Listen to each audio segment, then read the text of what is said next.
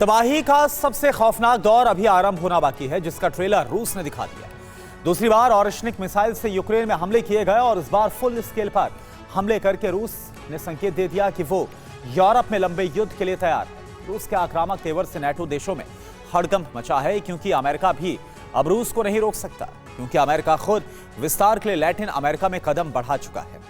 रूस कह सकता है जब ट्रंप वेनेजुएला पर हमला कर सकता है तो रूस यूरोप में क्यों नहीं आगे बढ़ सकता, यानी यूरोप में तबाही का अलार्म कभी भी बज सकता है। 2026 में विनाश का प्रथम अध्याय आरंभ हो चुका है और ये उसी विध्वंस की तस्वीरें हैं जिससे नेटो की नींद उड़ चुकी है।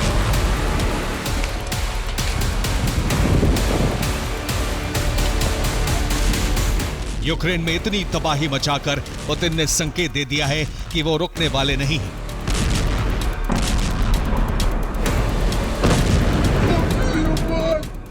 पहला संकेत है ऑरिशनिक से फुल स्केल हमले, दूसरा संकेत है खार्किव से लवीव तक स्ट्राइक, तीसरा संकेत है अस्त्राखान में मिसाइल टेस्टिंग, चौथा संकेत है यूरोपीय देशों में ड्रोन घुसपैठ, पांचवा संकेत है बाल्टिक सागर में न्यूक्लियर फ्लीट की तैनाती।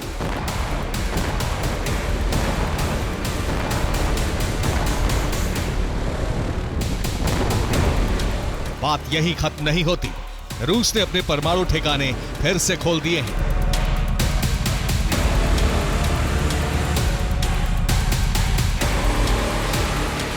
जिससे वो नए न्यूक्लियर टेस्ट कर सके, जबकि मिसाइल और ड्रोन प्रोडक्शन बढ़ा दिया है। ये युद्ध के विस्तार की तैयारी है। इस बार ऑरिशनिक मिसाइल से पश्चिमी यूक्रेन को टारगेट किया गया।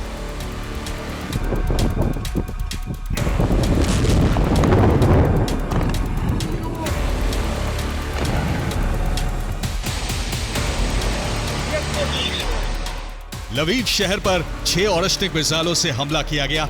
जहां नेटो कमांड सेंटर है वहां 2 मिसाइलें गिरी, जबकि दूसरी रिहायशी इमारतों पर भी ऑरिशनिक गिरी। साथ ही ड्रोन हमले से भी लवीव को दहलाया गया। लवीव पर हमले इसलिए किए गए जिससे वहां मौजूद हथियार डिपो को तबाह किया जा सके, क्योंकि नेटो से मिले हथियार पोलैंड के रास्ते लवीव में ही रखे जाते हैं।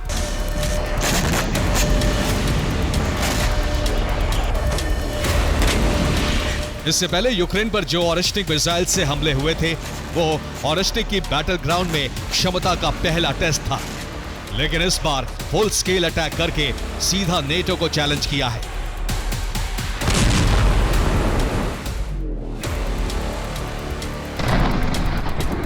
क्योंकि अब ट्रंप भी पुतिन को नहीं रोक पाएंगे। इसके पीछे वजह है लैटिन अमेरिका में युद्ध का विस्तार, जहां वेनेजुएला पर हमला करके अमेरिका ने रूस को मौका दे दिया है। अब पुतिन को रोकने के लिए ट्रंप नैतिक आधार खो चुके हैं। एक तरफ ट्रंप लैटिन अमेरिका में प्लान डोनरो आगे बढ़ाने को तैयार हैं, जिसकी शुरुआत वेनेजुएला से हुई है, जबकि पुतिन भी इसी पैटर्न को यूरोप में बढ़ाएंगे। यूक्रेन के बाद बाल्टिक देश टारगेट पर हो सकते हैं।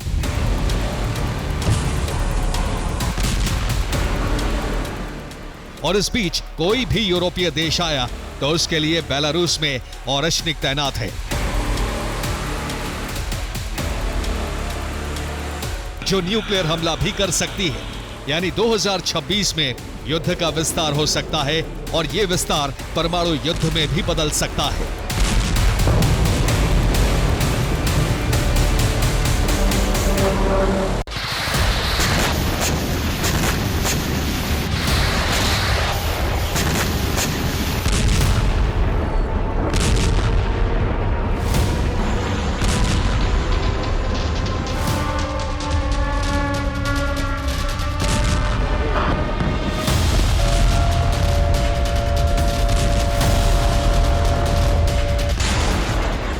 जितने भीषण हमले रूस ने किए हैं उससे नेटो अलर्ट हो गया है, क्योंकि ऑरिशनिक से अटैक करके सीधा नेटो को चैलेंज किया गया है।